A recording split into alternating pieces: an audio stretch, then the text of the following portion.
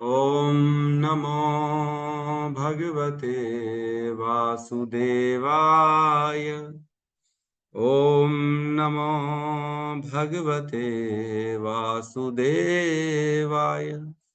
ॐ नमो भगवते वासुदेवाय। यः स्वानुभावम् अखिलं श्रुतिसारमेकम् आध्यात्मदीपम् अतितीर्षितां तमोऽन्धम् संसारिणां करुणयः पुराणगुह्यम् तं व्याससूनम् उपयामि गुरुं मुनीनां। नारायणं नमस्कृत्य नरं चैव नरोत्तमं देवीं सरस्वतीं व्यासं ततो जयमुदीरये। शमणतां स्वकथा कृष्ण पुण्यश्रवण कीर्तिनः हृदयन्तस्थो हि अभद्राणि विदुनोति श्रुहितसतां नष्टप्रायेषु भद्रेषु नित्यं भागवत सेवया भगवती उत्तम श्लोके भक्तिर्भवति नैष्टिकी। समतः श्रद्धया नित्यं गृणतश्च स्वचेष्टितं कालेन नातिदीर्घेण भगवान् विशते हृदि। कृष्णाय वासुदेवाय देवकी नंदनाय च नंदगोपकुमाराय गोविंदाय नमो नमः। जय श्री कृष्ण चैतन्य प्रभु नित्यानंद श्री अद्वैत गदाधर श्रीवासादि गौर भक्त वृंद। हरे कृष्णा कृष्णा कृष्णा हरे हरे, हरे राम राम राम हरे हरे। हरे कृष्णा कृष्णा कृष्णा हरे हरे, हरे राम राम राम हरे हरे। हरे कृष्णा कृष्णा कृष्णा हरे हरे, हरे राम राम राम हरे हरे। हरे कृष्णा। सभी का स्वागत है प्रातःकालीन श्रीमद् भागवतम के सत्र में। और बहुत ही सुंदर प्रसंग चल रहा है। कैंटो 2 अध्याय 1 शुरुआत से ही जो है सुखदेव गोस्वामी का मुख से एकदम मीठे मीठे वचन निकल रहे हैं, ज्ञान की जो है बरसात हो रही है। जब परीक्षित महाराज ने प्रश्न पूछ डाला, दो श्लोकों में प्रश्न पूछा और उसके उत्तर में जो है परीक्षित महाराज ने सबसे पहले बोला कि आपने तो बहुत सुंदर प्रश्न पूछा है, आपके प्रश्न की बहुत महिमा है ना। उत्तर में क्या कहा, पहले श्लोक में श्रीला सुखदेव गोस्वामी ने कहा, हे राजन, आपका प्रश्न महिमामय है क्योंकि यह सभी प्रकार के मनुष्यों के लिए बहुत लाभप्रद है। इस प्रश्न का उत्तर श्रवण करने का प्रमुख विषय है और समस्त आध्यात्मवादियों ने इसको स्वीकार किया है।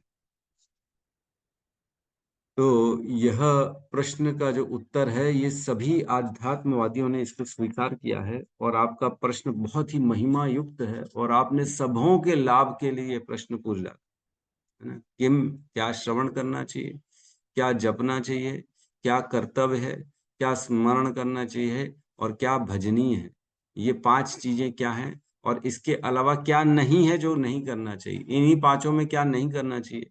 और प्रश्न पूछा था आम जनता, आम लोगों के लिए क्या करने योग्य है और मरणासन व्यक्ति के लिए क्या करने योग्य है, सर्वथा हर अवस्था में हर स्थिति में क्या किया जा सकता है, इसका उत्तर दीजिए। तो उसके उत्तर में पहले में उन्होंने बताया और दूसरे में कहते हैं, दूसरे तीसरे चौथे 3 श्लोकों में बताते हैं क्या नहीं करना चाहिए। तो दूसरे में बताते हैं, भौतिकता में उलझे व्यक्ति जो परम सत्य विषय ज्ञान के प्रति अनभिज्ञ हैं, उनके पास मानव समाज में सुनने के लिए अनेक विषय होते हैं। अपश्यताम आत्म तत्वम गृहेशु गृह मेधि नाम। जो गृहेशु गृह मेधि है, जो गृह मेधि मीन्स घरों में फंसा हुआ है आसक्ति में, और मेधि का हमने अर्थ पढ़ा था द्वेष करना, जो परों से दूसरों से द्वेष करता है, जिसे अपने घर में प्रेम और दूसरों से द्वेष, ग्रह मेधी हो गया। केवल भोगों के लिए घर गृहस्थ में प्रवेश किया है।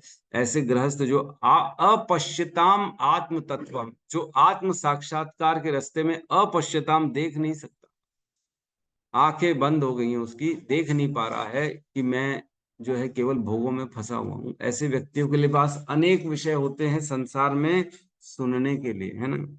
और कहते हैं तीसरे श्लोक में कहते हैं, ऐसे ईर्ष्यालु गृहस्थ गृह मेदी का जीवन रात्रि में या तो सोने या मैथुन में रत रहते हैं और तथा दिन में धनोपार्जन या परिवार के सदस्यों का भरण पोषण में व्यतीत होते हैं, है ना। कुटुंब भरणेन वा, है ना। तो रात का समय या तो सोने में या तो संग करने में, स्त्री पुरुष का संग चलेगा, और दिन का समय इनका जो है केवल कार्य भार संभालने में, अर्धन धन उपार्जन में और कुटुंब भरने, परिवार का भरण पोषण में ही इनका पूरा दिन निकल जाता है, पूरा समय निकल जाता है। फिर उसके आगे कहते हैं चौथे श्लोक में, आत्म तत्व से विहीन व्यक्ति जीवन की समस्याओं के विषय में जिज्ञासा नहीं करते, क्योंकि वे शरीर, बच्चे तथा पत्नी रूपी विषान विनाशोन्मुख सैनिकों के प्रति अत्यधिक आसक्त रहते हैं। पर्याप्त अनुभवी होने के बावजूद भी वे अपने अवश्य संभवी विनाश, मृत्यु को नहीं देख पाते। वो अपने पुत्र, पत्नी, परिवार, परिजनों में इतने व्यस्त होते हैं कि पूरा जीवन इन्हीं में लगे रहते हैं और अपनी मृत्यु को देख तक नहीं पाते हैं। बहुत इंपॉर्टेंट श्लोक था ये। तेषाम प्रमक्तो निधनम पश्यन अपि ना पश्यति, देखने के बाद भी नहीं देखते। सामने घटना हो रही है फिर भी उनको दिखता नहीं है क्या हो रहा है। देख रहे हैं कि सब जा रहे हैं एक एक एक एक करके मृत्यु के मुख पे, लेकिन फिर भी वह नहीं देख पा रहे। ठीक है, बहुत सुंदर श्लोक था। फिर पांचवें श्लोक से क्या करना है इस पे आते हैं। वो क्या कहते हैं पांचवें श्लोक में, जो समस्त कष्टों से मुक्त होने का इच्छुक है उसे उन श्री भगवान का श्रवण, महिमा गायन तथा स्मरण करना चाहिए जो परमात्मा नियंता तथा समस्त कष्टों से रक्षा करने वाले। तो इसमें श्रोतव्य, कीर्तितव्य और स्मर्तव्य, इसका बताया गया है कि श्रवण करना है, कीर्तन करना है और स्मरण करना। जो आत्म तत्व को देख रहा है, जो देख रहा है कि इतने सारे कष्ट हैं मेरे जीवन में, और वह इन कष्टों से जानता है रक्षा कौन करेगा, कृष्ण रक्षा करेंगे, तो वह क्या करता है, कृष्ण की शरण में जाता है और कृष्ण का श्रवण, कीर्तन और स्मरण करता है। फिर उसके बाद छठवां श्लोक जो बहुत इंपॉर्टेंट था, उसमें कहते हैं, एतावान सांख्य योगाभ्याम स्वधर्म परिनिष्ठया, है ना, जन्म लाभ परह पुंसाम अंते नारायण स्मृति। पूरे जन्म का सबसे बड़ा लाभ क्या है, व्यक्ति के अंत में नारायण की स्मृति आ जाए, मतलब मृत्यु के समय उसे कृष्ण का स्मरण हो जाए। इससे बड़ा लाभ उसके लिए पूरे जीवन में कुछ भी नहीं है। तो इसमें हमने पढ़ा कि केवल अंत में जो है ना स्मरण नहीं होता, जब तक पूरे जीवन स्मरण नहीं करें तब तक अंत में स्मरण नहीं होगा, है ना, क्योंकि संस्कार बनते हैं धीरे धीरे, और जो संस्कार बनते हैं धीरे धीरे वहीं पे व्यक्ति आसक्त होता चला जाता है ना। जीवन भर भोग करेंगे और अंत काल में भगवान का नाम ले लेंगे, ये संभव ही नहीं है। और दूसरा प्रश्न ये होता है कि अंत काल है कब, यही नहीं मालूम। हो सकता है आज हो सकता है कल, किसका अंतकाल कब आ जाए ये किसी ने नहीं देखा। इसलिए हमें आज तैयार होना पड़ेगा अंतकाल के लिए, और आज ही भगवान का स्मरण करना पड़ेगा, कीर्तन करना पड़ेगा, तभी भगवान से प्रेम उत्पन्न होगा। और जैसे जैसे प्रेम होता है तब धीरे धीरे स्मरण बढ़ता है। ठीक है, तो इस प्रकार सातवें श्लोक में हमने पढ़ा, हे राजा परीक्षित, मुख्यतः सर्वोच्च आध्यात्मवादी जो विधि विधानों एवं प्रतिबंधों से परे हैं, वे श्री भगवान का गुणगान करने में आनंद का अनुभव करते हैं। तो यहाँ बता रहे हैं, मुनियो प्रायोः प्रायेण मुनयो राजन, जो प्रायः प्रायः जितने भी मुनि हैं वो सारे के सारे क्या करते हैं, इसी का जो है बताते हैं कि यही करना चाहिए, भगवान का श्रवण, कीर्तन और स्मरण, है ना। तो मतलब सर्टिफाई कर दिया कि ऐसा है कि मैं तो बोल ही रहा हूँ, लेकिन ये प्राय प्राय सभी बड़े बड़े लोगों ने यही बोला, ऐसा नहीं है कि मैं अपने मर्जी से बोला। फिर आठवें श्लोक में कहते हैं कि इदम भागवतम नाम पुराणम ब्रह्म संहितम, ये जो भागवत पुराण मैं तुम्हारे बोलने वाला हूँ ना, ये ब्रह्म के समान है, ये वेदों के समान है। और इसका अध्ययन मैंने अपने पिता द्वैपायन से किया था, द्वापर आदव, द्वापर युग के अंत में। फिर 9वें नंबर श्लोक में कहते हैं, हे राजऋषि, मैं अध्यात्म में दृढ़ता पूर्वक पूर्ण रूप से स्थित था, तथापि मैं उन श्री भगवान की लीलाओं के वर्णन के प्रति आकृष्ट हुआ जिनका वर्णन प्रबुद्ध उत्तम श्लोकों द्वारा किया जाता। तो अपना वर्णन कर रहे हैं कि मैंने क्यों अध्ययन किया, तो बता रहे हैं, मैं तो पहले आध्यात्मवादी था, मैं ब्रह्मवादी था, मैं ब्रह्म में स्थित था, अपने अंतर आत्मा में प्रसन्न था। लेकिन जब मैंने भगवान के गुणों का, श्रीमद् भागवतम के श्लोकों का वर्णन सुना, तो मैं उनके प्रति आकर्षित हो गया, और फिर उसके बाद मैंने भी इसको फॉलो किया। फिर 10 नंबर श्लोक में कहते हैं कि ये भी इंपॉर्टेंट श्लोक है, हमने पढ़ा था, मैं वही श्रीमद् भागवतम आपको सुनाने जा रहा हूं क्योंकि आप भगवान श्री कृष्ण के सर्वाधिक निष्ठावान भक्त हैं।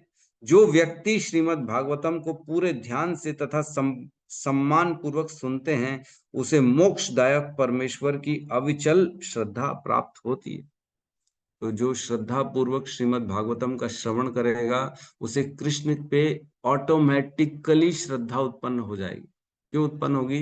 क्योंकि कृष्ण इतने दयावान हैं और कृष्ण इतने गुणवान हैं, इतने शक्तिशाली हैं कि हम किसी और की शरण में क्यों जाएं?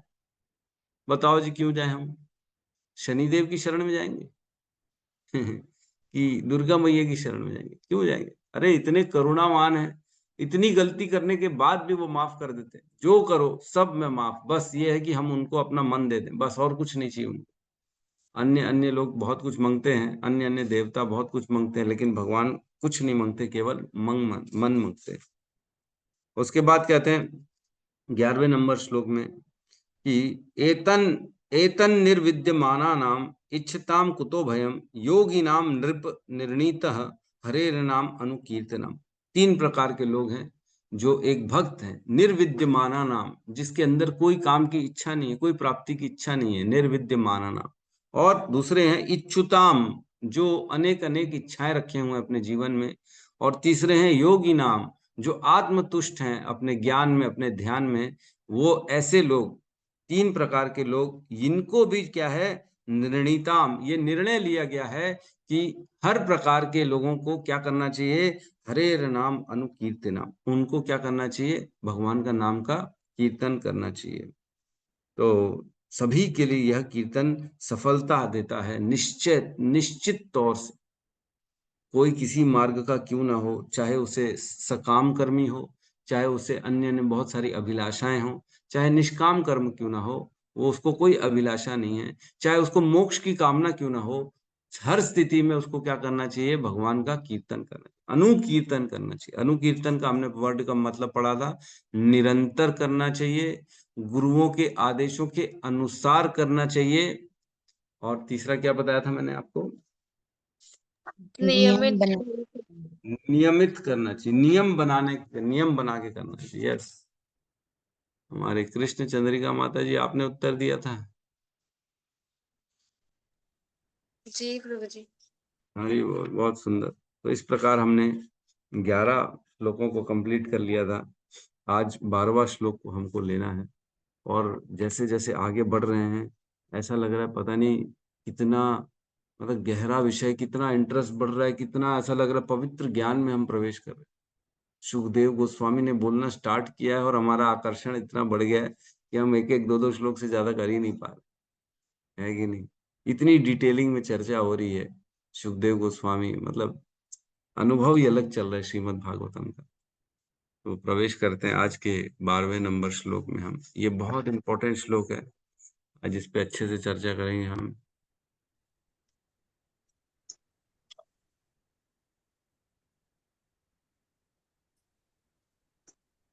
क्लियर है? जी प्रभु जी।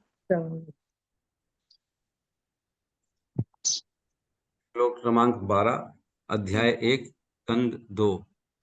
किम प्रमत्तस्य बहुभिः प्रवर्तस्य बहुभिः परोक्षैर्हयानरिः परोक्षैर्हाय नैरिः वरं मुहूर्तं विदितं वरं मुहूर्तं विदितं घटते श्रेयसे यतः घटते यस्य यतः प्रमत्तस्य बहुभिः प्रमत्तस्य बहुभिः परोक्षैर्हायनरिह परोक्षाय नरः वरं मुहूर्तं विदितं वरं मुहूर्तं विदितं घटते श्रेयसे यतः घटते यतः प्रमत्तस्य बहुभिः प्रमत्तस्य बहुभिः परोक्षैर्हायनैरिह परोक्षाय नैरिः वरं मुहूर्तं विदितं वरं मुहूर्तं मुहूर्तं विदितं घटते श्रेयसे यतः घटते श्रेयसे यतः यतः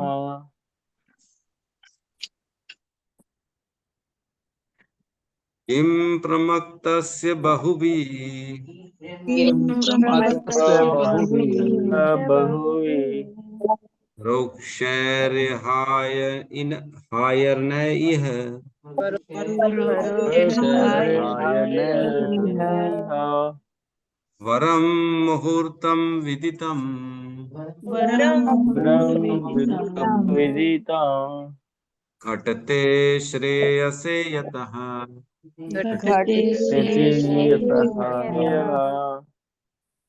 अनुवाद।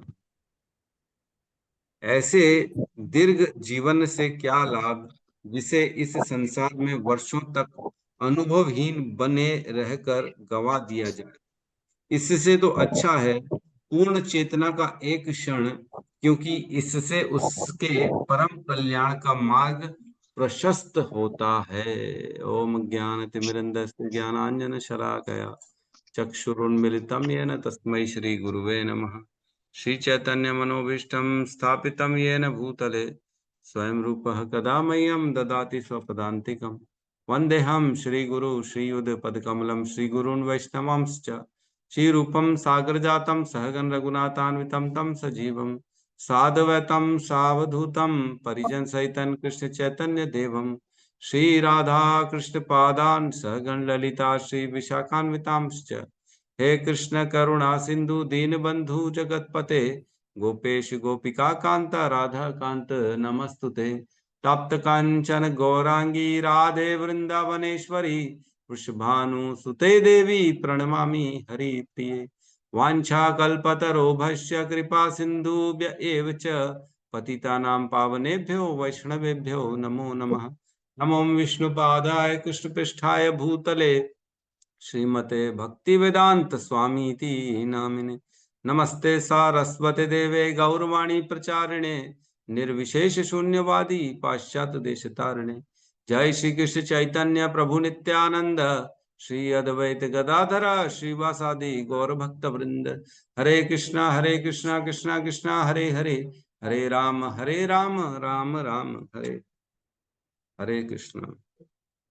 बहुत ही सुंदर श्लोक है ना। ये श्लोक एक्चुअल में मंथन करने के लिए, ये विचार करने के लिए श्लोक बताया गया कि हर व्यक्ति को विचार करना चाहिए, बैठ के एकांत में थोड़ी देर के लिए श्लोक पढ़ना चाहिए और अपने अंतःकरण से पूछना चाहिए कि क्या ये मेरे बारे में जो बोल रहा है सही है, मैंने क्या किया जीवन भर, मुझे क्या करना चाहिए, क्या सबसे श्रेष्ठ है, कहाँ मैंने समय लगा दिया। इन चीजों पे मंथन करना चाहिए। बहुत सुंदर श्लोक है। ऐसे दीर्घ जीवन से क्या लाभ जिसे इन संसार में वर्षों तक अनुभवहीन बने रहकर गंवा दिया जाए। अनुभवहीन ऐसी लंबी आयु का क्या उद्देश्य, क्या यूज है। इससे तो अच्छा है पूर्ण चेतना का एक क्षण। इससे अच्छा है, बहुत लंबी आयु है, 200 साल 500 साल 1000 साल की आयु है। इससे बेटर क्या है, एक क्षण, एक मुहूर्त। वैसे श्लोक में लिखा है एक मुहूर्त मीन्स 48 मिनट। इससे बेटर है एक क्षण जो कि परम कल्याण का मार्ग प्रशस्त करता हो। ऐसी चेतना से युक्त होना चाहिए। व्यक्ति को सोचना चाहिए कि मेरे जीवन में मैं कहाँ समय को बर्बाद कर रहा हूं। किम प्रमक्तस्य बहुवी, क्या फायदा। किम, किम मीन्स क्या फायदा। प्रमक्तस्य बहुवी, ऐसे प्रमक्त जो बहुत पागल हो जाते भोगों के प्रति। प्रमक्तस्य मीन्स भोगों के प्रति बहुत ज्यादा आसक्त होता व्यक्ति जो है ना, बहुत अच्छे से जो भोगों में लगा रहता है। ऐसे बहुत से उदाहरण मिलेंगे आपको, आसपास देखेंगे ना, तो ऐसे लोग लगे पड़े हुए हैं जो केवल भोगों में पूरा जीवन, और अच्छे से प्लानिंग करके पूरा चार्ट वार्ट बना के सिस्टम से अकाउंट में पैसा डालेंगे, LIC करेंगे, ये करेंगे वो करेंगे, एकदम प्रॉपर सिस्टम से वो भोगों में लगे हुए हैं। आज मेरे को मंडे को ये भोग करना है, ये खाना है, ट्यूसडे को ये करना है, वहां जाना है, ये करना है, सैटरडे संडे तो हमारा नाइट आउट होता है, ये होता है। पूरा प्लानिंग के साथ चलता है ना। पूरी प्लानिंग हो रही है भोगों की, कि किसके साथ कहाँ और कब और कैसे मैं भोग करूंगा, इसमें पूरा पूरा निवेशित है, पूरा इन्वेस्टेड है अपने आप को। बहु मीन्स बहुत लंबा समय, तो लंबा समय। हायने ये हायने मीन्स ऐसे वर्षों तक का इस संसार में लंबा समय जो भोगों में है, वो परोक्षैर्य मीन्स अनुभवहीन, मतलब नॉलेज से रहित। ऐसे लंबा जीवन इस संसार में अनेक अनेक वर्षों तक बिताया और केवल भोगों में प्लानिंग के साथ किया, और ऐसे जीवन का क्या लाभ जो अनुभवहीन है। अनुभवहीन का क्या अर्थ होता है? परोक्षर मीन्स देख न पाना कि क्या कर रहा हूं मैं, कैसे भोगों में लगा हुआ हूं। अज्ञानता में रहना, बेसिकली अज्ञानता मीन्स अपने जीवन का लाभ, सर्वश्रेष्ठ लाभ को न समझना और केवल ये समझना कि मैं शरीर हूं और इस उद्देश्य से अपने जीवन को पूरा का पूरा अनेक वर्षों तक इस संसार में आसक्ति के साथ भोगते भोगते निकाल। इसका क्या फायदा है? इसका कोई फायदा है? जीवन में केवल समय बर्बाद कर रहे हैं। एक्चुअल में ये श्लोक का लिंक समझ में आ रहा है। पिछले श्लोक में बताया सुखदेव गोस्वामी ने कि भाई सबसे श्रेष्ठ क्या है? भगवान के नाम का उच्चारण, हरे नाम अनुकीर्तनम। उन्होंने बताया था जो 3 प्रकार के लोग हों, चाहे किसी भी इच्छा से रहित हो, चाहे सभी इच्छाओं से युक्त हो, चाहे योगी नाम आत्मतुष्ट क्यों ना हो, सभी को क्या करना चाहिए? हरे नाम अनुकीर्तनम, हरे नाम का कीर्तन करना चाहिए, जिससे भगवान में आसक्ति होगी धीरे धीरे और श्रवण बढ़ेगा, भगवान के प्रति जो है श्रद्धा बढ़ेगी। तो अब क्या हो गया? परीक्षित महाराज को संशय हो गया कि अरे मेरे पास तो समय कम है, मैं तो केवल 7 दिन में मरने वाला हूं, तो मैं ये कैसे कर सकता हूँ? उनको शोक हो गया। उस शोक को दूर करने के लिए, परीक्षित महाराज के शोक को दूर करने के लिए अब 3 श्लोकों में जो है सुखदेव गोस्वामी बताएंगे कि समय थोड़ा सा ही अगर दिया जाए, लेकिन क्वालिटी का समय दिया जाए भक्ति में, तो वह पूरे जीवन के जो व्यर्थ समय को धो देता है। जो समय बर्बाद कर दिया हमने भोगों में, इससे अच्छा है कि एक क्षण ही क्यों ना हो वह, लेकिन अनुभव विहीन नहीं होना चाहिए, वह चेतना युक्त होना चाहिए, वह एक क्षण। तो 3 श्लोकों में परीक्षित महाराज सुखदेव गोस्वामी बताएंगे कि यद्यपि कम समय भी लगाया जाए भगवान में, लेकिन पूर्ण चेतना से लगाया जाए तो भगवान की प्राप्ति संभव है। ऐसा नहीं है कि नहीं। तो पहली लाइन में कह रहे हैं किम प्रमक्तस्य बहुभी परोक्षैर हायन इह, है ना, कि परोक्षर अनुभवहीन, हायन वर्षों तक, अनुभवहीन ऐसे वर्षों तक की बहुत लंबी आयु इस संसार में क्या उद्देश्य है ऐसे जो भोगों में लगा? इसका कोई फायदा नहीं। सेकंड लाइन में कहते हैं वरम मुहूर्तम विदितम। वरम मीन्स बेटर है, इससे तो क्या बेटर है? वरम मुहूर्तम, एक मुहूर्त। एक मुहूर्त मीन्स 45 मिनट भी बोलता है कोई, 48 मिनट भी बोलता है, तो ठीक है, जो भी 45 हो 48 हो, इतना एक मुहूर्त भी श्रेष्ठ है, बेटर है। विदितम, विदितम मीन्स पूर्ण ज्ञान से युक्त। विदितम मीन्स जो जानता है कि मेरे को समय में क्या करना, ज्ञान होना, वह समय जिसमें ज्ञान प्राप्त हो, मतलब एक मुहूर्त जिसमें ज्ञान हो, उस मुहूर्त वो बेटर है इतनी लंबी आयु के कंपैरिजन में। क्या है आगे कह रहे हैं? घटते श्रेयसे यतः।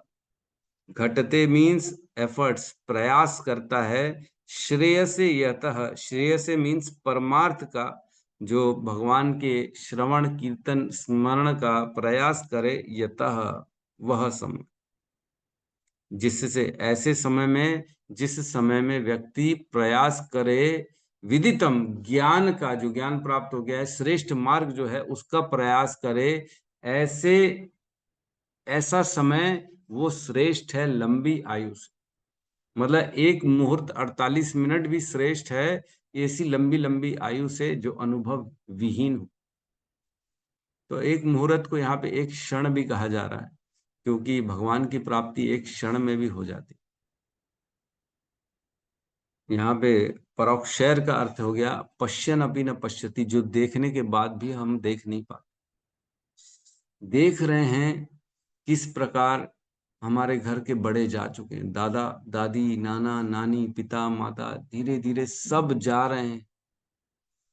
देख रहे हैं, हम हमारे सामने जा रहे हैं, लेकिन देखने के बाद भी इसको रियलाइज नहीं कर पा रहे हैं कि मेरे को भी जाना है एक दिन। पश्यन अपि न पश्यति।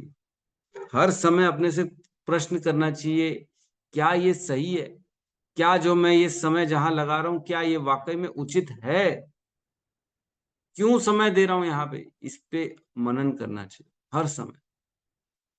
समय बर्बाद नहीं करना है हमारे को, समय को सदुपयोग, समय का उपयोग सही दिशा में करना है, ये बता रहे हैं यहाँ पे परीक्षित महाराज को।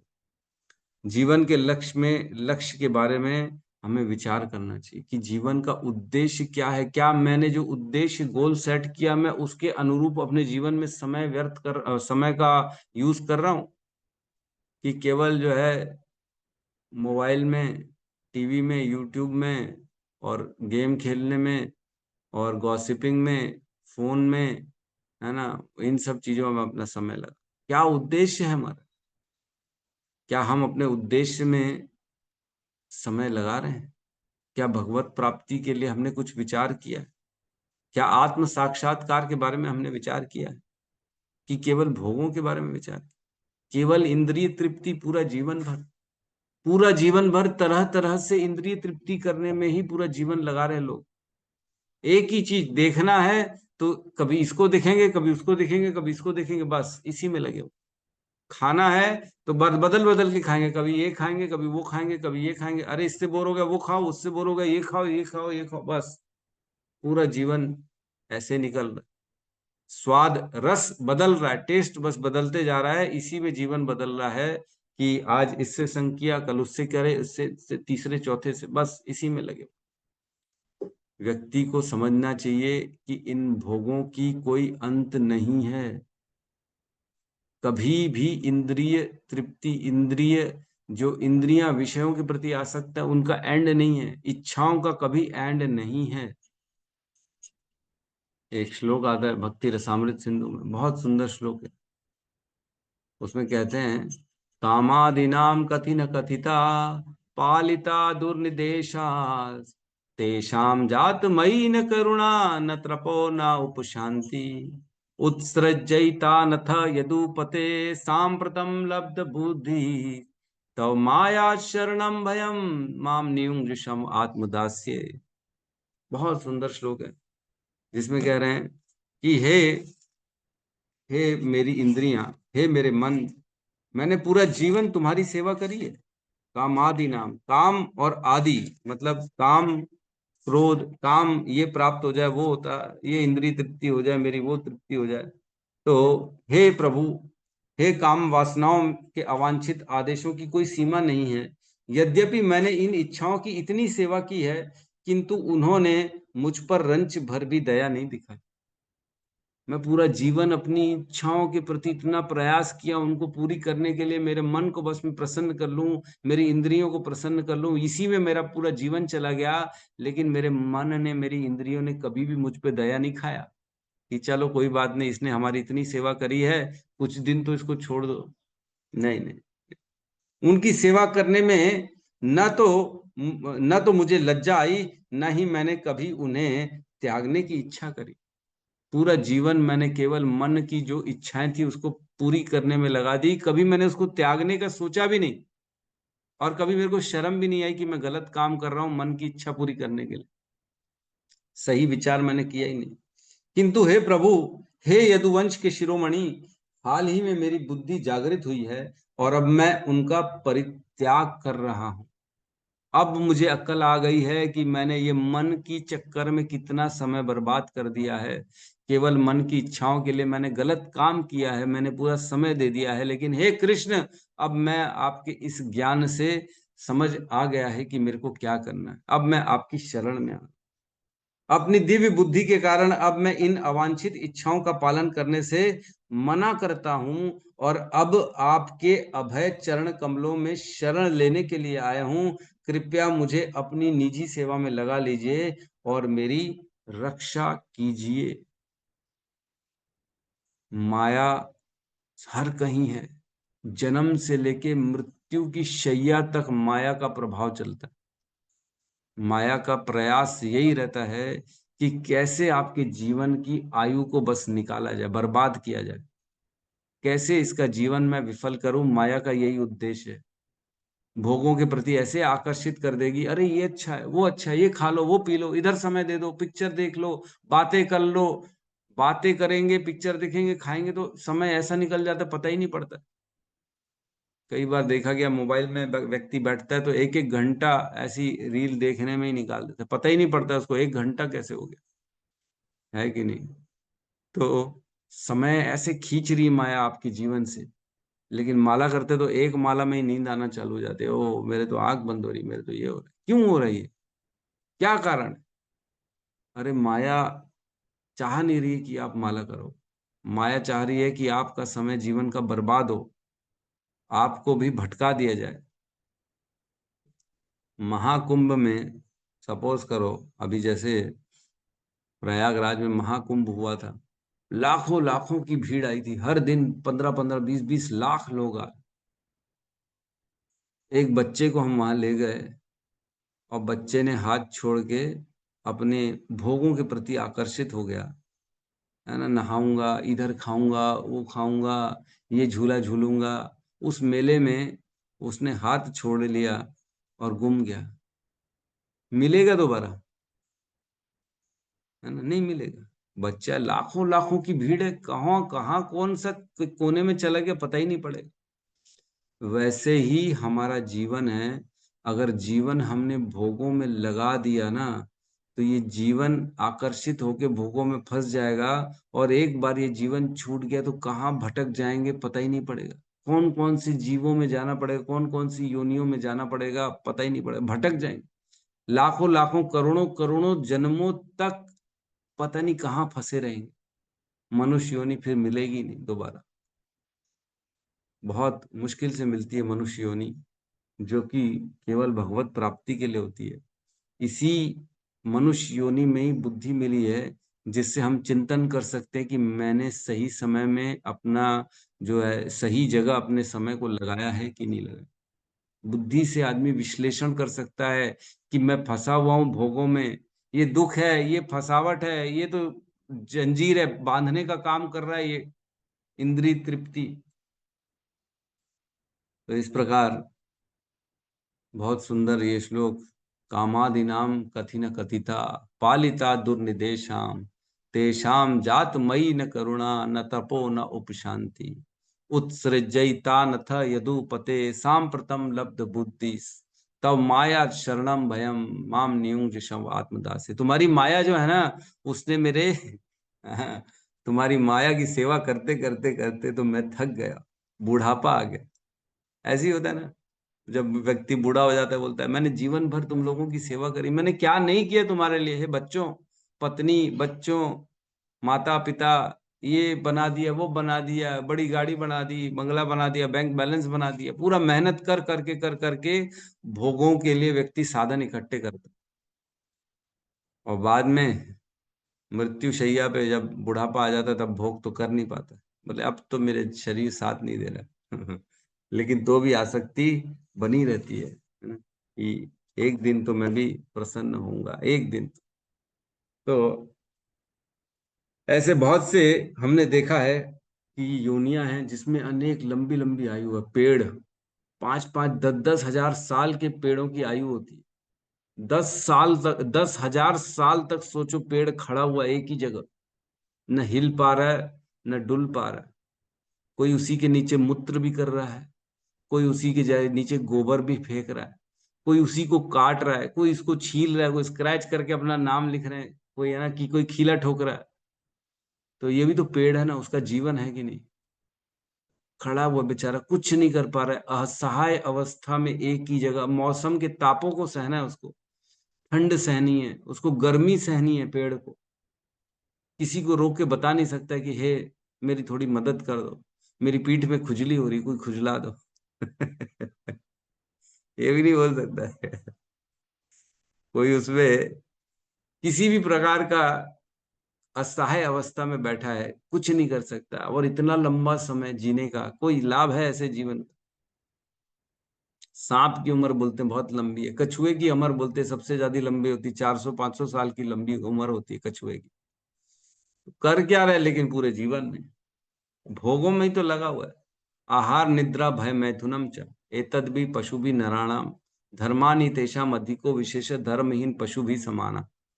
कि आहार निद्रा भय और मैथुन में सभी योनियां इसी में लगी हुई है। कछुआ हो, सांप हो, कोई भी योनि क्यों नहीं। लंबी लंबी आयु, लोग अभी भी क्या सोचते हैं मेरी आयु लंबी हो, ऐसा इतना जिए, हमारे 100 वर्ष तक कम से कम आयु होनी चाहिए। अरे ऐसी आयु का तो कोई यूज ही नहीं है, बर्बाद है। उल्टा कर्म बंधन बना रहे हो तुम अपने लिए, भोगों में लग के पाप कर रहे हो, पाप के बाद क्या होगा, उसको भोगना पड़ेगा।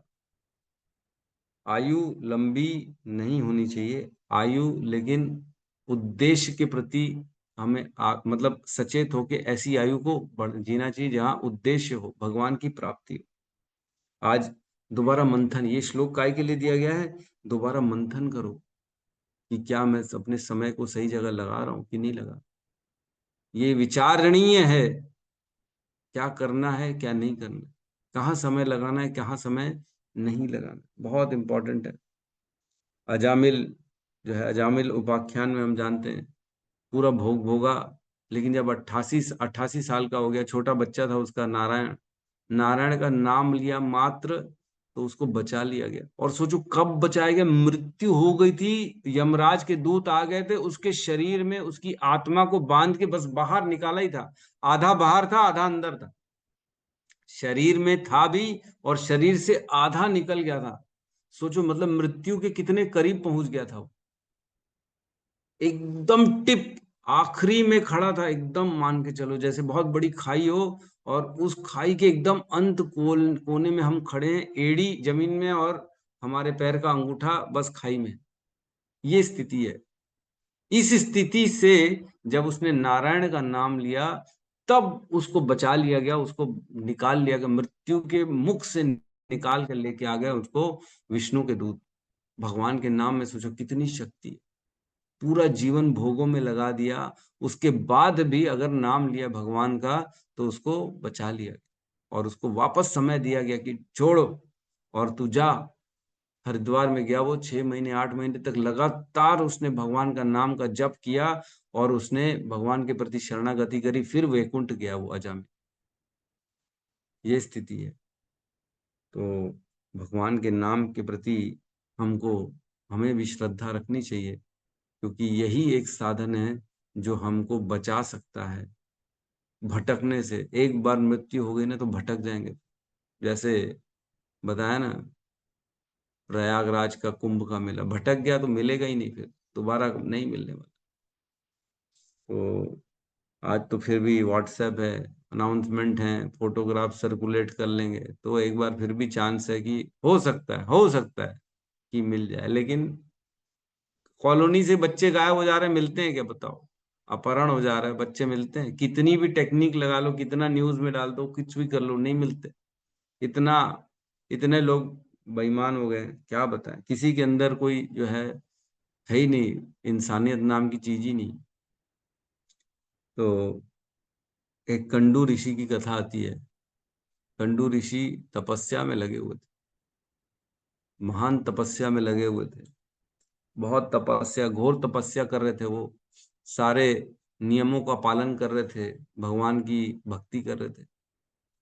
तब इंद्र ने उनसे जो है ईर्ष्या करी कि कहीं ये मेरी स्वर्ग का जो है पद तो प्राप्त नहीं कर लेगा। तो उन्होंने कंडू ऋषि के पास किसको भेजा, एक अप्सरा को भेजा। क्या नाम था उसका? ब्रह्मलोचा। ब्रह्मलोचा अप्सरा को भेजा कंडू ऋषि के पास, जाओ भटकाओ इसको। भटकाने का काम किया, भोगों में लगाओ इसको। अप्सरा आती है, अप्सरा जो है कंडू ऋषि को आकर्षित करती है और कंडू ऋषि बेचारे आकर्षित हो भी जाते हैं। इतनी सुंदर अप्सरा, इतनी सुंदर, बताओ उसको देख के कैसे नहीं आकर्षित होगा। आकर्षित हो गए, शादी कर ली, बच्चे कर लिए, दिन रात लगे पड़े हुए बस भोगों में। अप्सरा का काम क्या है? भटकाना, भोगों में लगाना, इंद्रिय तृप्ति कराना, यही देना। ऐसा ऐसा उसको आनंद प्रदान हो रहा था, सुख मिल रहा था इंद्रिय भोगों में। केवल काम वासना में फंस गए कंडू ऋषि। ऐसे करते करते 900 साल बीत गए। 900 साल बाद जब एक बार उन्होंने सूर्यास्त को देखा, तब उन्होंने बोला, अरे ये तो सूर्यास्त का समय है, मेरे गायत्री का समय हो गया। हम लोगों को रोज गायत्री, जो ब्राह्मण दीक्षित होते हैं उनको रोज 3 बार गायत्री करनी रहती है। सुबह 6 बजे, दोपहर को 12 बजे और शाम को 6 बजे, जब सूर्योदय होता है तब, जब एकदम मध्य में सूर्य एकदम सेंटर में आ जाता है तब, और जब सूर्योदय होता है, सूर्यास्त होता है तब। 3 समय गायत्री करनी है ना। हम बोलते हैं ना, जो है गुरु अष्टकम में लास्ट वाला जो है, यस्य प्रसादात् भगवत प्रसादो, यस्य प्रसादान् नवगति कुतोऽपि, ध्यायन्स्तु वंस तस्य यशस्त्रित संध्याम, वंदे गुरो श्री चरणारविंदम। ध्यायन्स्तु वंस तस्य य शस्त्र त्रिसंध्या। 3 संध्या को ध्यान किसका करना है? अपने गुरु का ध्यान करना है, भगवान का ध्यान। ध्यायन्स्तु वंस तस्य य शस्त्र त्रिसंध्या। 3 संध्या जो होती है उन तीनों समय ध्यान करना है हमारे को, भगवान का, गुरु का। तो हमको गायत्री मंत्र में भगवान का भी मंत्र मिलता है, गुरु का भी मंत्र मिलता है, उसका ध्यान करना रहता है हमारे को।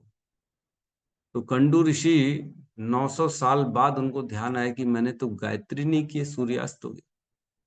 तब ब्रह्मलोचा जो थी उनकी पत्नी बोलती है कि मैंने तो आपको कभी गायत्री करते देखा ही नहीं। 900 साल बीत गए भोग करते करते, और ये इनको ध्यान आया आज। तब उनका दिमाग एकदम हिल गया कंडू ऋषि का कि अरे मैंने क्या कर दिया, मैंने पूरा जीवन अपना 900 साल बर्बाद कर दिए केवल भोगों में। मैं भगवान की भक्ति कर रहा था, मैं तपस्या कर रहा था, और यहाँ मैं कहाँ फंस गया। तो व्यक्ति के जीवन में जो ये इंद्रिय भोग है ना, इंद्रिय तृप्ति, इनका काम ही यही है कि कैसे इनके जीवन से समय को बाहर निकालें, खींच लें, एकदम खींच रहे हैं, प्रेम से खींच रहे हैं, और पता ही नहीं पड़ रहा। जैसे व्यक्ति अपना धन किसी को देना नहीं चाहता, लेकिन उसकी पत्नी और उसके बच्चे उसका धन को प्रेम से खींच लेते, उसको पता ही नहीं पड़ता, है कि नहीं। सब धन बचाना चाहते हैं, लेकिन पत्नी और बच्चे के लिए तो बोलते हैं अच्छा ठीक है तू तो ले ले, तेरे लिए कोई बात नहीं। वैसे ही माया हमारे जीवन से ना समय को खींच रही है, प्रेम से खींच रही है, और हमको पता ही नहीं पड़ रहा है। हमको लग रहा है ओ ये तो अच्छी बात हो रही है, तो आनंद का विषय है हमारे।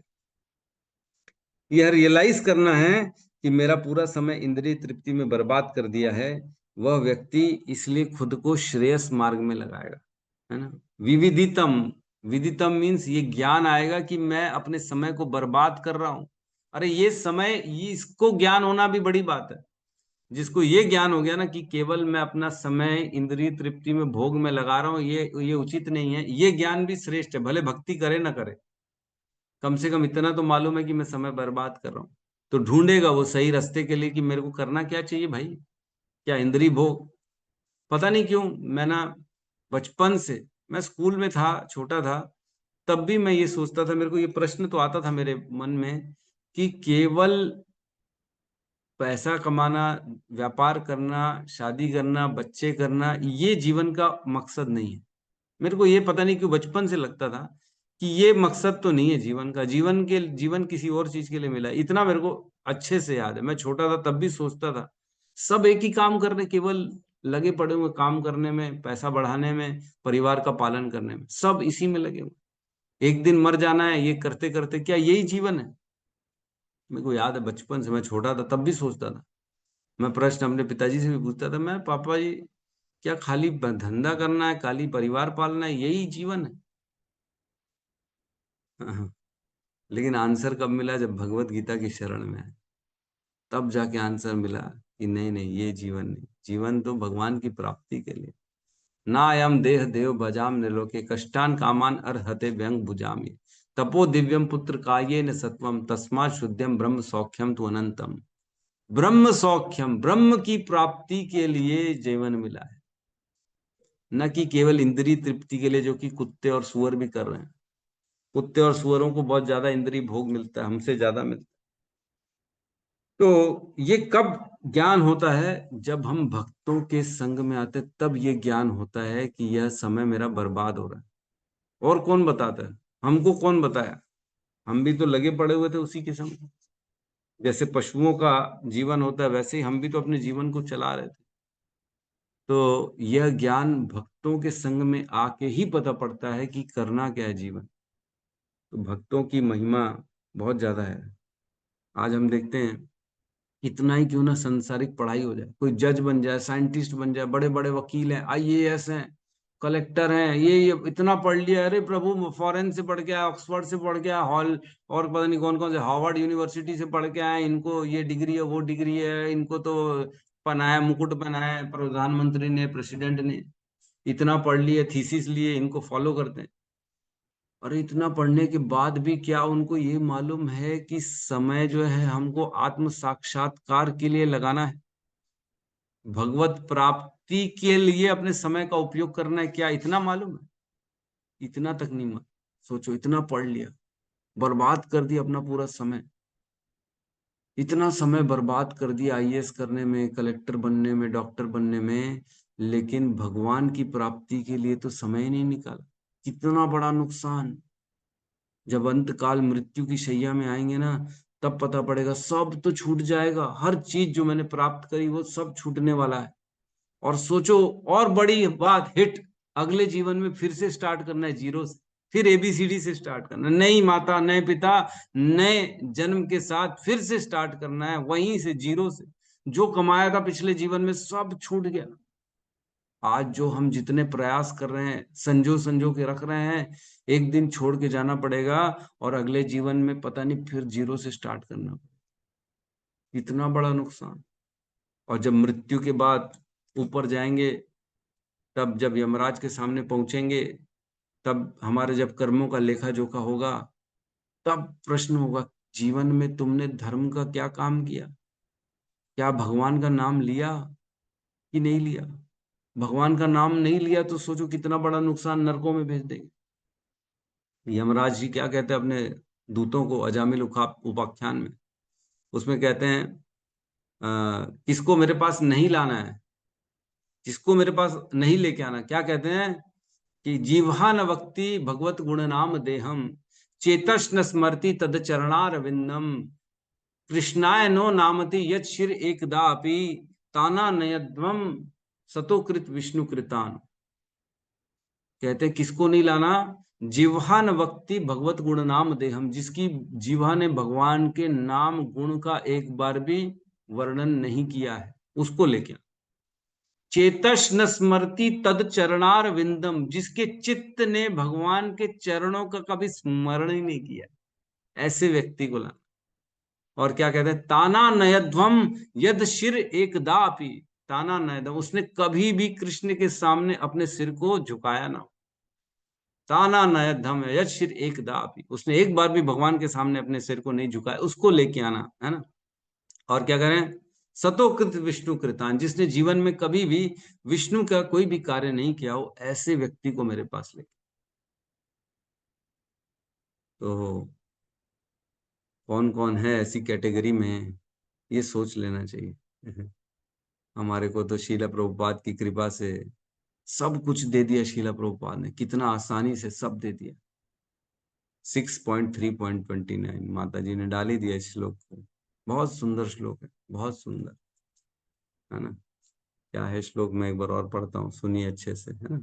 उसमें कहते हैं, जिह्वा न वक्ति भगवत गुण नाम ध्येयम चेतस न स्मरति तद चरणार विंदम कृष्णाय नो नामति यत शिर एकदापि ताना नयध्वम असो ताना नयध्वम सतोकृत विष्णु कृत्यान। जिसने कभी भी विष्णु का कोई कार्य नहीं किया हो, जिसने कभी भी उनका स्मरण नहीं किया, उन्होंने एक बार भी जीवन में सिर झुकाया होगा ना कृष्ण के सामने, तो मत लाना बोलते हैं यमराज। एक बार अगर कृष्ण के सामने सर झुका दिया तो सोचो, हम तो रोज प्रणाम कर रहे हैं, रोज दंडवत प्रणाम चल रहा है कृष्ण को, रोज सेवा चल रही है, उनका नाम का उच्चारण चल रहा है, रोज उनका स्मरण चल रहा है, रोज कीर्तन चल रहा है। वाह वाह वाह वाह वाह, तो क्या बात है, तो फिर क्या बात है, फिर तो कृष्ण का प्रेम प्राप्त हो ही जाएगा, निश्चित तौर से हो जाएगा।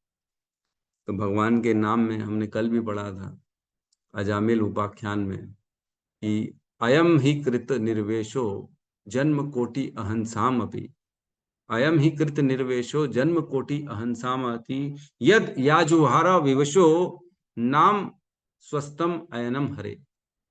अजामिल ने क्या किया, भगवान के नाम का उच्चारण कर लिया असहाय अवस्था में, तो इसने क्या कर लिया, इसने जन्म जन्मों के पापों का प्रायश्चित कर लिया, ये माना जाएगा।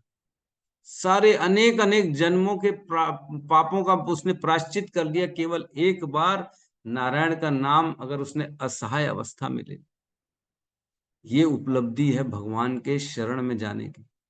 लेकिन लोगों को लगता है कि हम लोग तो भावुक हैं, है ना, भक्त लोग भावुक है ना, इन लोग को पढ़े लिखे थोड़ी साइंटिस्ट। देखो आज तर्क पे जाओ, हर चीज को तर्क से जोड़ो, क्या देखा क्या पाया, क्या क्या करो, एक्सपेरिमेंट करो, फिर उसके बाद साइंस के तरीके से जाके जजमेंट दो। फिर भावुकता, ये तो केवल शास्त्र पढ़ा और भावुक हो गए, भगवान के शरण में चले गए, तो ऐसा नहीं है, ये साइंस है। तो साइंस में जो है ना, भगवान का साइंस, आध्यात्मिक साइंस है ये, और हमको भगवान की शरण में जाना ही चाहिए। अनेक अनेक हमने श्लोकों को पढ़ा है, जिसमें बताया 6.2.14 में कहते हैं, जिसमें नाम की महिमा है ना, उसमें कहते हैं सांकेत्यम परिहास्यम व स्थोभनम हेलनम एव व वैकुंठ नाम ग्रहणम अशेग अघरम विदु। केवल अगर किसी ने सांकेत्य तरीके से भगवान का नाम लिया, सांकेत्यम परिहास्यम, मजा मजा में हंसी मजाक चल रहा है, चुटकुले चल रहे हैं, उसमें भगवान का नाम ले लिया। स्थोभनम, एकदम सीरियसली ले लिया। हेलेनम, अगर गाने गाने में ले लिया, गा रहा है, बस केवल वाणी दे रहा है, एकदम लय में डाल के भगवान के नाम का उच्चारण कर रहा है, किसी भी प्रकार से अगर ले लिया। वैकुंठ नाम ग्रहणम, उसने बस अगर नाम ले लिया तो अशेक अघरम विदु, उसको समस्त पापों से मुक्त कर दिया जाता। भगवान के नाम में इतनी महिमा है ना। भगवत गीता एक श्लोक आता है, बहुत अच्छा श्लोक है, 5वें अध्याय में कहते हैं, यथा एधांसी समुद्धो अग्नि भस्मसात कुरुते अर्जुन, ज्ञान अग्नि सर्व कर्माणि भस्मसात कुरुते तथा। जिस प्रकार सूखी लकड़ी को अग्नि भस्म करके राख बना देती है, उसी प्रकार ज्ञान की अग्नि हमारे समस्त पाप कर्मों को जलाकर नाश कर देती है। ज्ञान की अग्नि होनी चाहिए। और क्या ज्ञान है, भगवान कहते हैं भगवत गीता में, सर्व धर्मान परित्यज्य मामेकम शरणम व्रजा अहम त्वम सर्व पापेभ्यो मोक्षयिष्यामि मा शुचः। मैं तुम्हें सभी पापों से मुक्त कर दूंगा, हे अर्जुन, बस केवल और केवल मेरी शरण में आओ। मेरी शरण में आने से हम समस्त पापों से मुक्त हो जाते हैं। पापों से मुक्त होने का क्या उद्देश्य है, मतलब क्या है। अगर व्यक्ति पैदा हो रहा है तो अपने साथ पाप और पुण्य लाता है। पाप जो लाता है उसके कारण उसके जीवन में दुख आते हैं, और पुण्य जो लाता है उसके कारण उसके जीवन में सुख आते हैं। समस्त पापों से अगर भगवान मुक्त कर देंगे तो मतलब क्या हो गया, समस्त दुखों से मुक्त कर दिया उन्होंने। सर्व पापेभ्यो मोक्षयिष्यामि मा शुचः, इसमें डरो मत, संशय मत करो, मैं दूंगा, मतलब पापों से तुमको मुक्त कर दूंगा। भगवान कह, पापों के कारण ही हमारे जीवन में आपदाएं आ रही हैं, शरीर में तकलीफें आ रही हैं, बीमारियां आ रही हैं, है ना, परिवार में परेशानी आ रही है, finance problem, social problem, health problem, mental problem, अनेक प्रॉब्लम चल रही। क्यों? क्योंकि पाप हम अपने साथ लेके आए। उनको क्या करना पड़ेगा, उनको तो सहन करना ही पड़ेगा, क्योंकि बचपन जब पैदा होता है तब पाप और पुण्य निर्धारित हो जाते हैं कि ये लो और इसको भोगो इस जीवन में। तो सुख दुख जो आते हैं हमारे जीवन में, वो शुरुआत से निश्चित फिक्स्ड होते हैं, उतने दुख तो आएंगे ही आएंगे, लेकिन अगर भक्ति करेंगे तो हम उनसे निवृत्ति प्राप्त कर सकते हैं। तो हमारा जीवन का उद्देश्य क्या होना चाहिए, साधन भक्ति में लगना है, हमको प्रभुपाद के बताए हुए रास्ते में आगे बढ़ना है, और हमको समय बर्बाद नहीं करना है, क्योंकि एक क्षण भी जो है ना वो बहुत उच्च उच्च है इस लंबी आयु वाले जीवन से, जिसमें केवल विषय भोग किया हमने, और एक क्षण जिसमें भगवान की चेतना युक्त, वह एक क्षण बेटर है। ठीक है, तो यहाँ पे हम क्लास को क्लोज करते हैं। किसी का प्रश्न है तो हम ले सकते हैं। यस, हमारे अनिल प्रभु का हैंड रेस है, कहिए प्रभु। ओह, एक मिनट, मैंने तो लॉक कर दिया था। यस यस, एक सेकेंड है, अब ओपन करिए, आपका खुल जाएगा। जी, हरे कृष्ण प्रभु जी, दंडवत प्रणाम। प्रणाम प्रभु। सभी भक्तों को प्रणाम। बहुत सुंदर श्लोक है प्रभु जी, बहुत अच्छा आपने व्याख्यान किया। तो उसी में एक क्वेश्चन आता ही है प्रभु जी। यदि कि हम भौतिक संसार में देखते हैं, यदि कोई सत्संग हो रहा है, या फिर कोई इस्कॉन के भक्त पहुंच गया, या फिर टीवी में प्रवचन सुन रहे हैं, या फिर ऐसा कुछ होता है जब हम लोगों को बताते कि भाई हमको ये मनुष्य शरीर क्यों मिले हैं, या फिर जो व्यासपीठ में बैठा है वो बताते हैं कि हमको मनुष्य, जैसे कि आपने बताया, तो भौतिक संसार में ऐसे ही होता है प्रभु जी। हम बताते हैं कि जो मनुष्य शरीर क्यों मिला है, तो उस समय क्या होता है, कई लोगों को मैंने देखा है, कुछ क्षण के लिए वो अच्छे से समझेंगे। हाँ, एकदम सही बोल रहे हो कि मनुष्य शरीर तो मोक्ष प्राप्ति के लिए है, भगवान की भक्ति के लिए, ये खुद अपने मुंह से बोलते हैं। और जैसे कि सत्संग में होता है तो बिल्कुल अच्छे से समझेंगे, लेकिन जैसे ही कथा पंडाल से निकलते हैं तो वो पूरा एकदम डिलीट हो जाता है, कहना चाहिए। मतलब उन्होंने जो सुना, जो समझा, जो तत्व ज्ञान उन्होंने ग्रहण किया था, जैसे कि शमशान में बोलते हैं राम नाम सत्य है, तो वहां पर पूरा वैराग्य हो जाता है। तो ऐसा क्या होता है प्रभु जी, कुछ समय तक रहता है और जैसे ही वो घर आते हैं तो पुनः माया में फंस जाता है, जबकि भगवान उनको एक मौका दिए थे कि भाई ये समझ गए हैं। तो ऐसा क्या होता है जो हर चीज समझता है लेकिन कुछ क्षण में वो भूल जाता है? मैं ये जानना चाहता हूँ प्रभु जी, ऐसा होता क्यों है? देखो, इसका प्रश्न का उत्तर एक नहीं है, इस प्रश्न के उत्तर काफी सारे हैं। क्योंकि सिर्फ एक ही कारण नहीं होता है कि भगवान की आध्यात्मिक ज्ञान की प्राप्ति एक ही कारण से नहीं होती है। देखो, इसमें कई सारे कारण हो जाते हैं। एक तो माया जो है वो छोड़ती नहीं है, माया चाहती है सबको मैं फंसा के रखूं अपने पास। तो जैसे ही व्यक्ति वहां से निकलता है, थोड़ी देर के लिए वैराग्य आ गया, लेकिन फिर माया में आ गया, तो माया चाह रही है अब उसको फिर वापस से फंसाना, तो फंस जाता है व्यक्ति, क्योंकि माया हमसे बहुत ज्यादा शक्तिशाली। लेकिन जो व्यक्ति कृष्ण की शरण में, माया उसको बचा सकती है, माया से वो बच सकता है और किसी से नहीं बच सकता। दूसरी कारण ये भी है प्रभु कि हर व्यक्ति की स्वीकृतियां नहीं होती।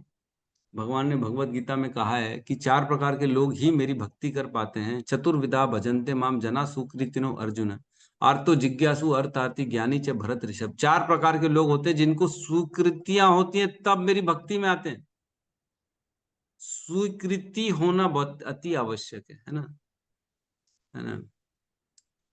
तो येषां तु अंतगतम पापम जनानाम पुण्य कर्मणा ते द्वंद्व मोह निर्मुक्ता भजते माम दृढ़ता। दृढ़ता से भजन करने की कब कब समय आएगा, जब व्यक्ति के जीवन से पाप खत्म हो जाएंगे और उसके पुण्यों का उदय होगा, तब भगवान की भक्ति में निश्चल निश्चल होके प्रवेश करता है। तो एक कारण नहीं है, एक तो माया फंसा रही है, माया का है। दूसरा, उसने कैसे संस्कार बना के रखे हैं, कैसे लोगों के साथ उठ रहा है बैठ रहा है, क्योंकि एसोसिएशन के बिना तो कोई निकल नहीं सकता बाहर। जब तक एसोसिएशन नहीं आएगा व्यक्ति फंसा ही रहेगा। आज बचपन से तो चाह थी ना कि कुछ ज्ञान मिले, ज्ञान मिले, कोई ज्ञान देने वाला कहाँ था। जिस दिन ज्ञान मिला, जिस दिन समझ में आया, उस दिन व्यक्ति माया के चुंगल से बाहर निकल पाया। तो स्वीकृतियां होती हैं, तभी ऐसे वैष्णव जीवन में प्रवेश करते हैं जो आपको हाथ पकड़ते हैं और बाहर निकालते हैं। जैसे फंसे हुए हैं चक्रव्यूह में, जो एक नदी जब बहती है तो उसमें एक भंवर आता है, भंवर में कोई फंसता है तो उसमें से निकल नहीं सकता, अपनी शक्ति से बाहर नहीं निकल सकता। जब कोई दूसरा आएगा, रस्सी डालेगा, हेलीकॉप्टर से आएगा खींचने के लिए, तभी हम उस भंवर से निकल सकते। तो वैसे ही जो ये जन्म मृत्यु में माया का चक्र में फंसे हुए हैं, जब तक कोई आध्यात्मिक ज्ञान, कोई भक्त नहीं आएगा हमारे जीवन में, हमारा हाथ पकड़ के बाहर नहीं निकालेगा, तब तक हम नहीं निकल सकते। तो स्वीकृतियां अगर होंगी तो जीवन में भक्त आएंगे, और स्वीकृतियां नहीं होंगी तो भक्त नहीं आएंगे, अभक्त आएंगे।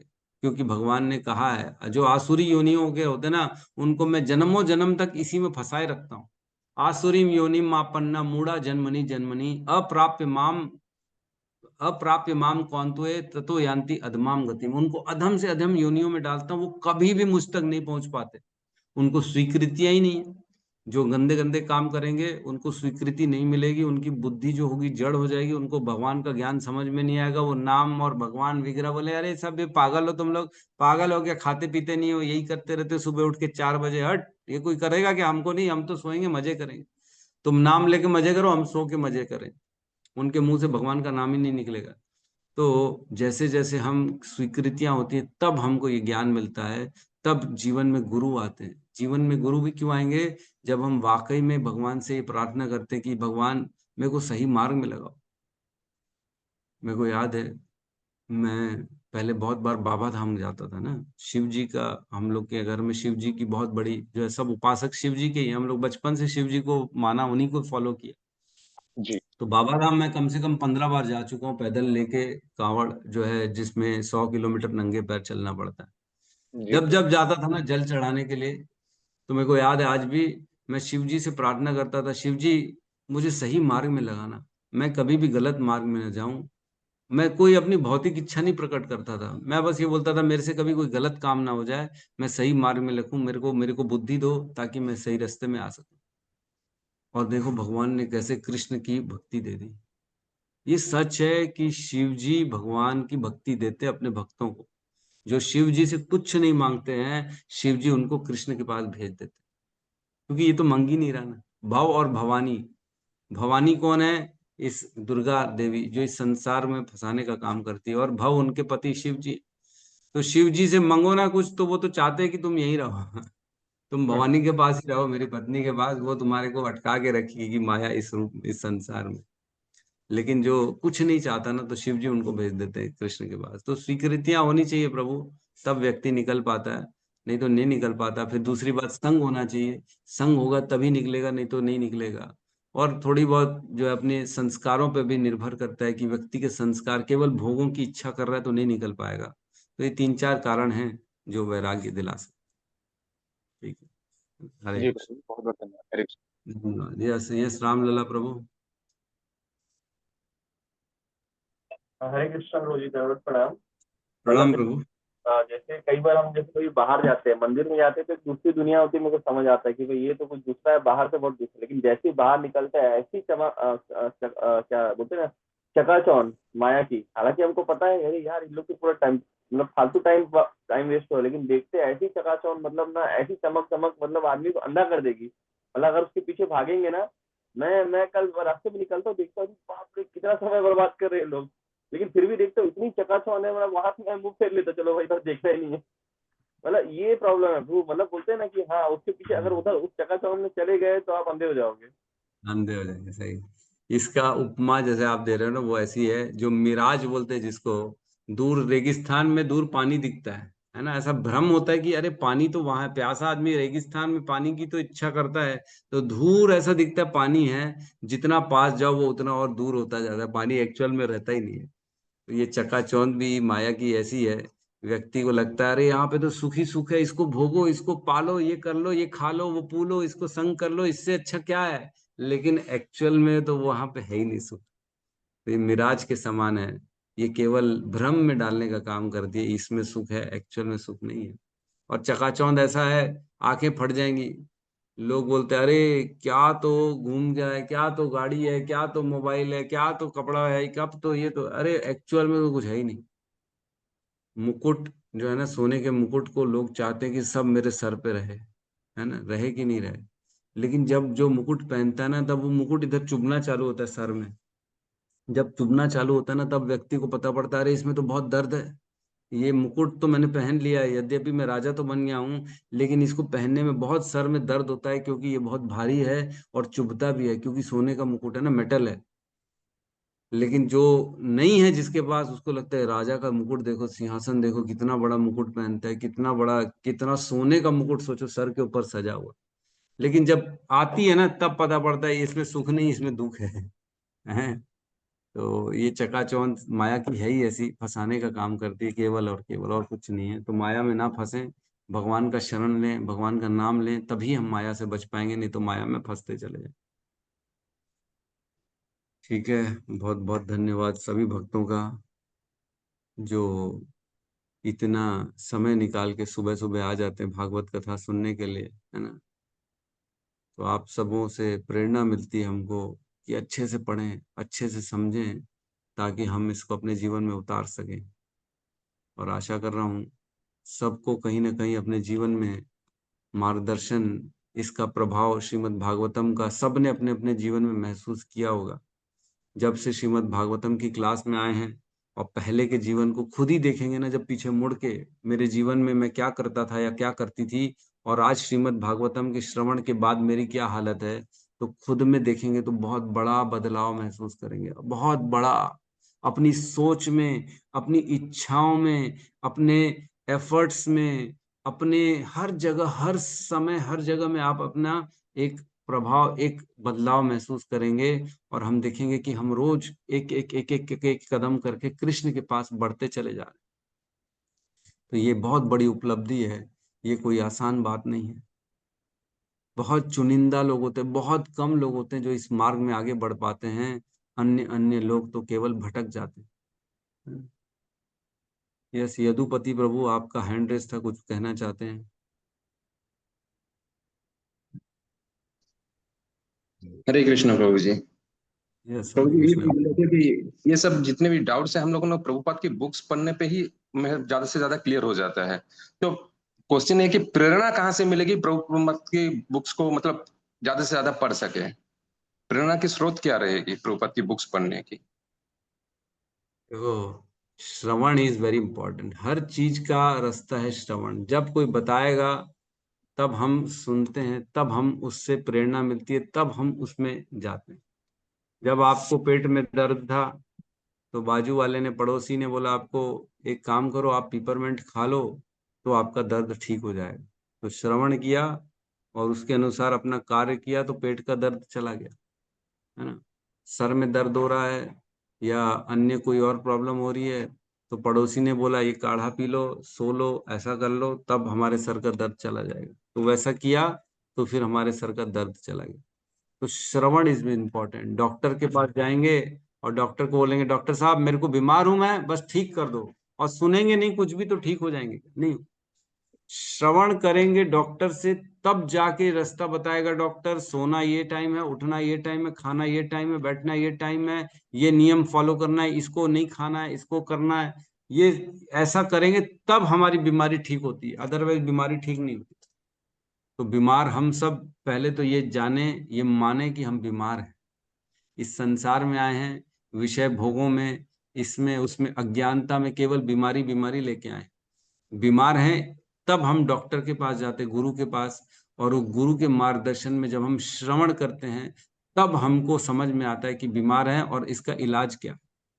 तो जैसे जैसे हम श्रवण करेंगे वैसे वैसे हमारे को प्रेरणा मिलेगी, खुद में अनुभूतियां होना चालू हो जाती, सेल्फ रियलाइजेशंस खुद ब खुद धीरे धीरे समझ में आने लगा। ज्ञान विज्ञान दोनों में फर्क है। ज्ञान होना मतलब सुनना, और विज्ञान होना मीन्स प्रैक्टिकल उसके जीवन में अपने आप को महसूस करना। तो भगवान ने भगवत गीता में कहा है ज्ञानम विज्ञानम आस्तिक्यम ब्रह्म कर्म स्वभावजम। तो ज्ञान और विज्ञान इन दोनों में प्रवेश करना है। पहले सुनना है, फिर उसको धीरे धीरे जीवन में रियलाइज करना है, समझना है कि हाँ सच कह रहे हैं, तो दुखी हैं हम, फंसे हुए हैं, इस प्रकार अपने जीवन को कैसे उद्धार करना है। तो श्रवण करने से प्रभु जी प्रेरणा बिल्कुल मिलेगी। और जैसे जैसे रियलाइज करेंगे सुनने के बाद, और दृढ़ता आती चालू हो जाएगी एकदम, फिर निष्ठा बढ़ती चली जाएगी। जो हम पढ़ते हैं ना 9 स्टेजेस जो होते हैं, पहले होता है श्रद्धा, साधु संग, भजन क्रिया, अनर्थ निवृत्ति, फिर निष्ठा आती। निष्ठा कब आएगी? जब ये सब को धीरे धीरे हम क्रॉस कर लेंगे। पहले श्रद्धा रखेंगे, साधु संग करेंगे, भजन क्रिया, फिर स्वयं भी चैंटिंग चालू कर लिया, श्रवण कर रहे हैं, रीडिंग कर रहे हैं, भजन क्रिया, फिर जाके अनर्थ निवृत्ति। अनर्थ निवृत्ति होंगी उसके बाद निष्ठा आती है। तो समय लगता है धीरे धीरे, लेकिन छोड़ना नहीं है। छोड़ने से तो सब छूट जाएगा, है ना। लगे रहना है तो फिर प्राप्त कर लेंगे। ठीक है। पहले तो मानना पड़ेगा कि हम लोग बीमार ही है। हाँ, यहाँ फंसे हुए हैं, जेल के अंदर हम कैदी हैं, ये मानना पड़ेगा। हरे कृष्ण प्रभु। हरे कृष्ण। ठीक है, तो सभी का बहुत बहुत धन्यवाद। यहाँ पे सब मिलके हरे कृष्ण महामंत्र का उच्चारण कर लेते हैं। हरे कृष्ण हरे हरे कृष्णा कृष्णा हरे कृष्ण हरे हरे हरे राम हरे राम राम राम राम राम हरे राम हरे हरे हरे समस्त भक्त वृंद की जय जय जगत गुरु शील प्रभुपाद की जय जय निताई गौर प्रेमानंदे हरि हरि हरि बोल। हरे कृष्ण प्रभु जी हरे दंडवत कृष्णा प्रणाम। हरे प्रभु जी कृष्णा प्रभु जी दंडवत प्रणाम। बहुत धन्यवाद प्रभु जी आपका। हरे कृष्णा प्रणाम प्रभु जी धन्यवाद प्रणाम। हरे कृष्ण हरे सभी भक्तों को धन्यवाद हरे प्रणाम। कृष्ण।